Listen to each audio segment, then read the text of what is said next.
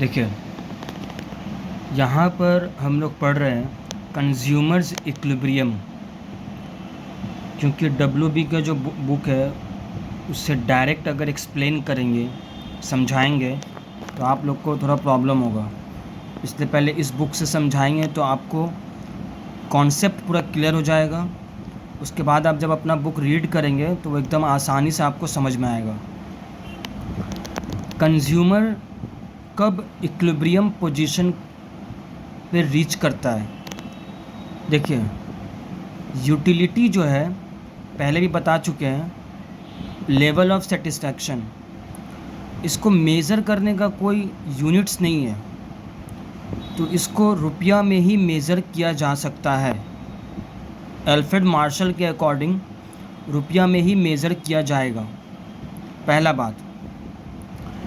तो यहाँ पर एक टेबल है, उसके थ्रू हम आपको समझाते हैं। पहले देखिए, कंज्यूमर्स इक्विलिब्रियम उस पोजीशन को बोलते हैं जितना का सामान होगा और उतना ही का आपको लेवल ऑफ सेटिस्फैक्शन मिलेगा किसी कोई भी एक प्रोडक्ट को कंज्यूम करके, यूज़ करके, मतलब मार्जिनल यूटिलिटी, ठीक है।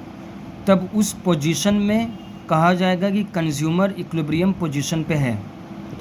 मतलब क्या है? Price equal to marginal utility. अब टेबल में समझाते हैं। जैसे यहाँ पर दिया हुआ है, एक शर्ट का मार्जिनल यूटिलिटी ₹60 में दिया हुआ, देख लीजिए।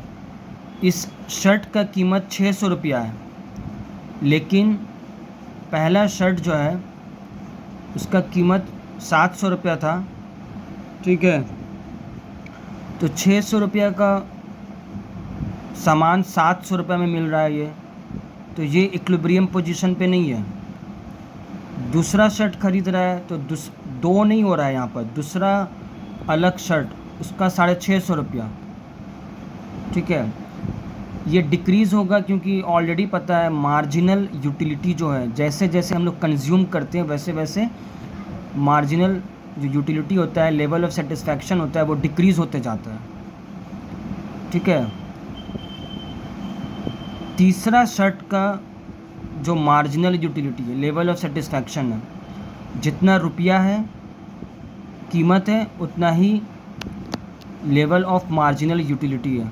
मतलब 600 रुपया उसका कीमत है तो 600 रुपया लेवल ऑफ सेटिस्फैक्शन है, समझे? तो इस पोजीशन पे कंज्यूमर इक्विलिब्रियम पोजीशन पे है। यही इसका बेसिक कॉन्सेप्ट है, ठीक है। इसका डायग्राम है यहाँ पर, सिंपली आप लोग को समझ में आ जाएगा। डायग्राम इसी के थ्रू बनाया गया है, जहाँ पर इंटरसेक्ट कर रहा है price equal to marginal equilibrium.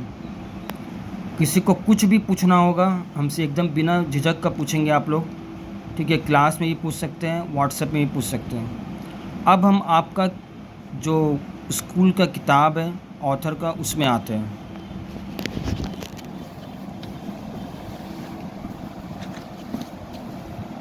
देखिए, यहाँ पर भी ये स्टार्ट है पीछे वाले पेज से 2 लाइन से, यहाँ पर भी सेम बात को समझाया गया है।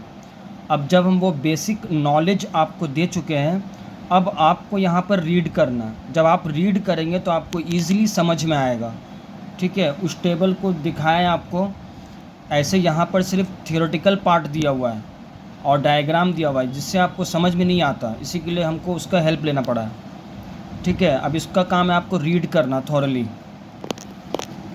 अब यहाँ पर डिमांड कर्व जो है, ये कैसे डिराइव होता है, ठीक है। तो यहाँ पर एजम्पशन लेना पड़ेगा। एजम्पशंस क्या क्या है, ये MCQ में पूछ सकता है वो लोग। देखिए, डिमांड का आप लोगों को लॉ पता है, प्राइस इंक्रीज़ होता है तो डिमांड डिक्रीज़ होता है, और प्राइस अगर डिक्रीज़ होता है तो डिमांड इंक्रीज़ होता है। The consumer is spending his entire money on one commodity.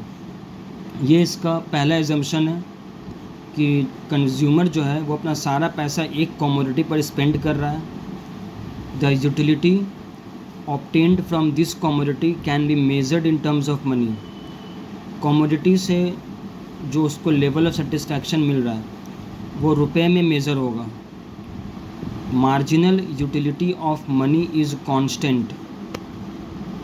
Money का जो मार्जिनल यूटिलिटी है वो कांस्टेंट लेवल पे रुका हुआ है। The aim of the consumer is to maximise net utility. Customer का जो एम है वो नेट यूटिलिटी को मैक्सिमाइज़ करना। मतलब क्या है कि इक्विलिब्रियम पोजीशन को ऑब्टेन करना, हासिल करना। चौथा नंबर का ये सब अज्यूम करना होगा आपको, ठीक है।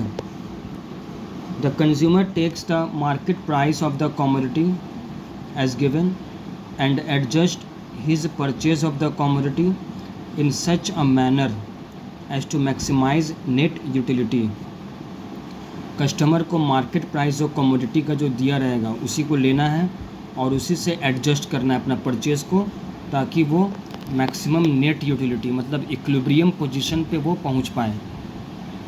द मार्जिनल, ये छठा नंबर जो पॉइंट है वो सिंपल सा, इसलिए इसको एक्सप्लेन कर दे रहे हैं डायरेक्ट। हम लोग जैसे जैसे कंज्यूम करेंगे कोई भी प्रोडक्ट को वैसे वैसे उसका मार्जिनल यूटिलिटी जो है वो डिक्रीज़ होता जाता है, ठीक है।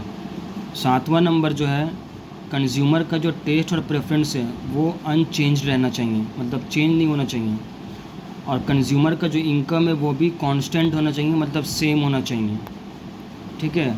तब आपको ये डिमांड कर्व जो है यहाँ पर ये शो करेगा इन्वर्स में, ठीक है। जो इक्विलिब्रियम पोजीशन के बारे में वो जो बोल रहा है ना, उसी को डिमांड के बेस पे यहाँ पर सिर्फ एक्सप्लेन कर दिया गया है नॉर्मली, ठीक है। इसमें कोई भी बहुत बड़ा चीज़ नहीं है। आराम से इसको रीड कीजिएगा, एकदम आराम से समझ में आ जाएगा, ठीक है। यहाँ पर सिर्फ ये समझाया गया है, यहाँ पर क्या है कि इससे जो डिमांड कर्व है, प्राइस जब इंक्रीज़ होता है तो डिमांड डिक्रीज़ हो जाता है, और जब प्राइस इंक्रीज़ होता है तो डिमांड घट जाता है। तो उसी को डायग्रामेटिक वे में यहाँ पर एक्सप्लेन किया गया है, ठीक है। इसको पहले भी हम एक्सप्लेन कर चुके हैं डिमांड वाले चैप्टर में। अब आप लोग यहाँ पर इसको पढ़िए, ठीक है। यहाँ पर आप लोगों को खुद से रीड करना होगा। अगर किसी को कुछ भी समझ, जो मार्जिनल यूटिलिटी के बारे में है उससे रिलेटेड यहाँ पर एक्सप्लेन किया हुआ है और कुछ भी नहीं है यहाँ पर, ठीक है। अगर किसी को कुछ भी समझ में नहीं आएगा तब बोलिएगा हमको।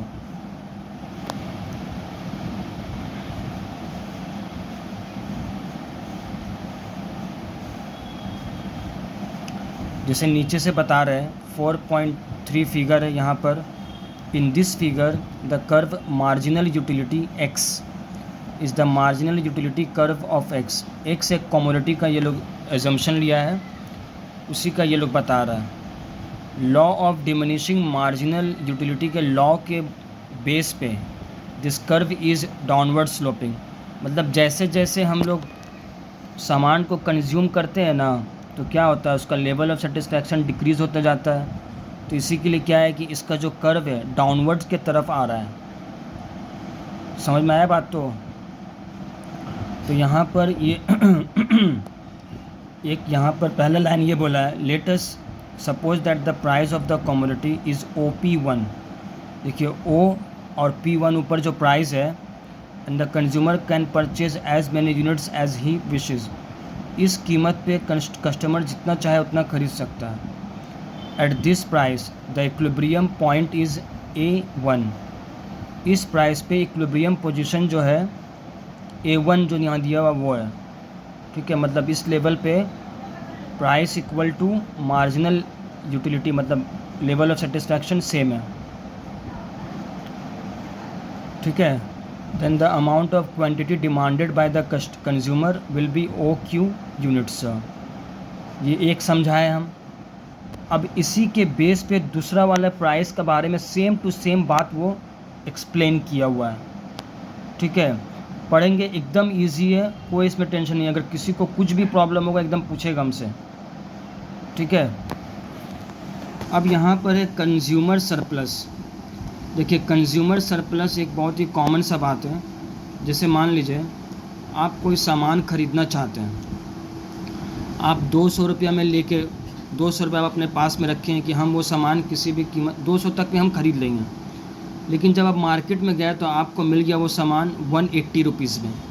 ठीक है, तो मतलब क्या है, 180 रुपीज़ में आपको लेवल ऑफ सेटिस्फेक्शन जो मिल रहा है 200 रुपया का, तो ये सरप्लस हो गया, क्योंकि आपको रुपया से ज़्यादा का लेवल ऑफ सेटिस्फेक्शन मिल रहा है।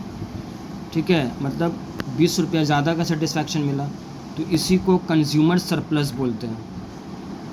ठीक है, कंज्यूमर सरप्लस का यही मीनिंग है। तो इस वीडियो में यहीं तक ये 2 चैप्टर पढ़ाएँ, 2 पेज पढ़ाएँ। इसमें किसी को कुछ डाउट होगा तो पूछेंगे आप लोग।